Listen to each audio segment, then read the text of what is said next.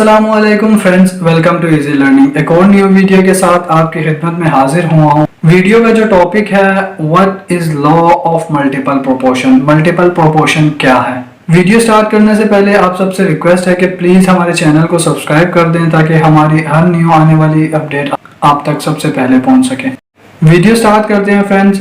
तो वीडियो में first point मैंने लिखा है this law was proposed by John Dalton.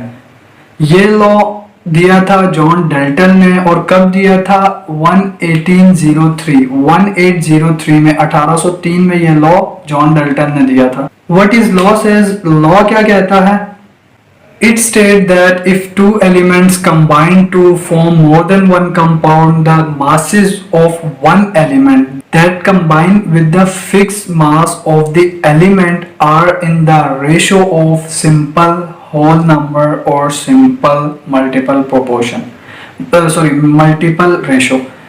Law क्या कहता है, जब दो elements combine होते हैं तो एक compound बनाते हैं। तो वो जो कंपाउंड बनता है उसमें से एक जो एलिमेंट होगा, पहला वाला या दूसरा वाला, वो जो दूसरे एलिमेंट के साथ कंबाइन होके एक चीज बनाता है, तो वो उसका जो दूसरा जो उसके साथ मर्ज हो रहा है या कंबाइन हो रहा है उसका रेशो अलग होगा, उसका मासेस अलग होंगे, लेकिन जो रेशो होगा वो सिंपल होल रेशो होगा, जैसे 1 2 3। एग्जांपल ले लेते हैं। CO मैंने रखी है, आपको नजर आ रही होगी। CO carbon on oxygen. Carbon यहाँ पर है 12 ग्राम, ठीक है, उसका जो है वो एटॉमिक मास। इसी तरह ऑक्सीजन का कितना है 16। तो कितना बन रहा है 1। कार्बन डाइऑक्साइड की बात करें तो कार्बन में 1 है एंड ऑक्सीजन यहाँ पर 2 है, तो रेशो आ गया 2, तो सिंपल होल रेशो हो गया।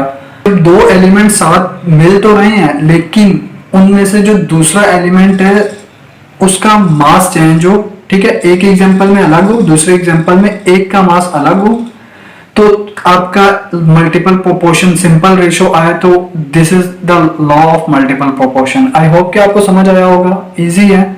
अगर आप हमारे चैनल पर नए हैं तो प्लीज चैनल को सब्सक्राइब कर दें एंड वीडियो को लाइक